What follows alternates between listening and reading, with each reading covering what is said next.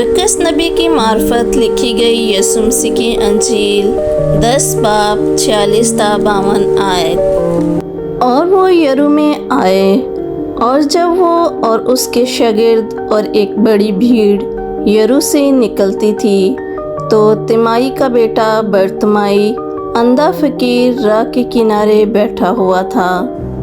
और ये सुनकर कि यीशु नासरी है, चिल्ला चिल्ला कर कहने लगा, ए इब्ने दाऊद, ए यीशु, मुझ पर रहम कर। और बहुतों ने उसे डांटा कि चुप रहे, मगर वो और भी ज़्यादा चिल्लाया कि ए इब्ने दाऊद, मुझ पर रहम कर। यीशु ने खड़े होकर कहा, उसे बुलाओ।